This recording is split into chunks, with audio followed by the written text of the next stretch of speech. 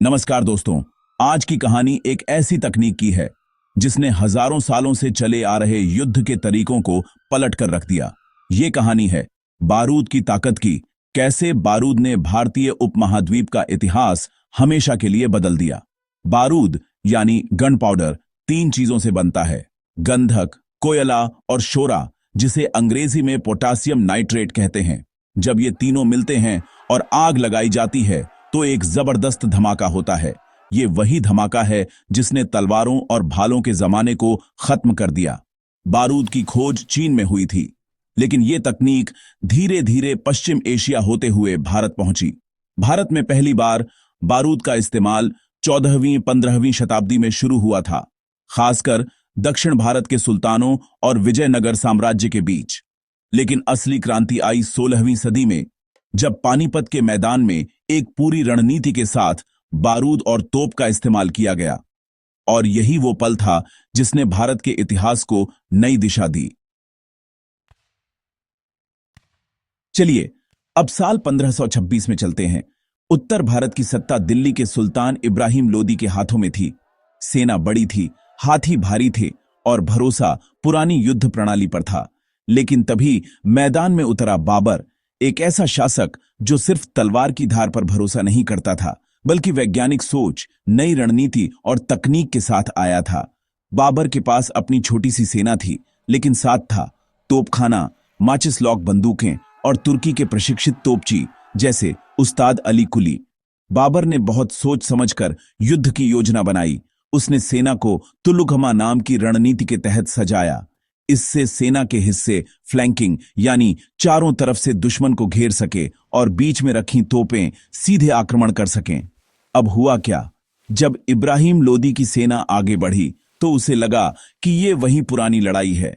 लेकिन जैसे ही बाबर की तोपें गरजीं और बंदूकें चलीं, घोड़े और हाथी बेकाबू हो गए। सामने की पूरी पंक्तियां बिखर गईं। लोदी की तूफानी सेना डर और भगदड़ में तब्दील हो गई और बस जीत बाबर की हुई। इस एक जीत ने न सिर्फ दिल्ली की सत्ता पर कब्जा दिलाया, बल्कि 300 साल के मुगल साम्राज्य की नींव रख दी। अब आप सोच रहे होंगे, इसमें नया क्या है? नया यह है दोस्तों कि यह पहली बार था जब किसी शासक ने भारत में युद्ध को सिर्फ बहादुरी नहीं, बल्कि टेक्नोलॉजी, रणनीति और बारूद से जीता। इसके बाद जो हुआ वो सिर्फ सत्ता परिवर्तन नहीं था, वो था एक नई व्यवस्था की शुरुआत। बाबर के बाद हुमायूं और फिर सबसे महान मुगल शासक अकबर, इन सब ने बारूद और तोपखाना को अपना सबसे बड़ा हथियार बनाया। अकबर ने अपने द्वार में विदेशी तोप ढलवाने वाले कारीगरों को बुलाया, बारूद बनाने की फैक्ट्रियां बनाई और पूरी सेना को इससे लैस किया। फायदा क्या हुआ? किले आसानी से टूटने लगे, छोटे छोटे राज्यों को बड़ी ताकतों ने हरा दिया, केंद्रीय सत्ता मजबूत हो गई, प्रशासन स्थिर हुआ और भारत की राजनीति में लंबी अवधि की स्थिरता आई। इतिहासकार सतीश चंद्र, फिर इरविन और आर.सी. मजूमदार इस बात पर जोर देते हैं कि बारूद ने भारतीय राजनीति की प्रकृति को ही बदल दिया। पहले शक्ति जमीन और घुड़सवारों में बसती थी, अब वो बारूद की ताकत और रणनीति में थी।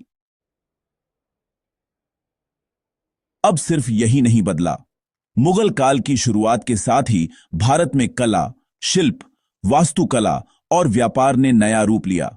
अगर आप आज लाल किला, ताजमहल या फतेहपुर सीकरी को देखते हैं तो वो सब उसी सत्ता के हिस्से हैं जिसे बारूद और बाबर की दूरदर्शिता ने जन्म दिया।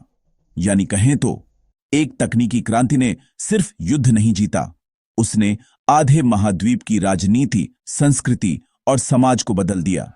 अगर बाबर केवल परंपरागत तलवार लेकर आता तो शायद वो सिर्फ एक और हारने वाला राजा होता, लेकिन उसने तकनीक को अपनाया और यही होशियारी इतिहास का रुख मोड़ गई। इसलिए दोस्तों, बारूद कोई साधारण चीज नहीं थी, ये एक ऐसी चाबी थी जिसने इतिहास का ताला खोल दिया, जिससे भारत में नए युग की शुरुआत हुई और मुगल साम्राज्य जैसी ताकत बनी। तो अगली बार जब कोई आपसे पूछे कि इतिहास को सबसे ज्यादा किसने बदला, तलवार ने या विज्ञान ने, तो आप पूरे विश्वास से कह सकते हैं बारूद ने इतिहास पलटा था। अगर आपको ये जानकारी पसंद आई हो तो वीडियो को लाइक करें, चैनल को सब्सक्राइब जरूर करें और कमेंट में बताएं, अगर बाबर के पास बारूद ना होता तो क्या आज का भारत कुछ और होता। धन्यवाद। फिर मिलेंगे एक और ऐतिहासिक सच्चाई के साथ।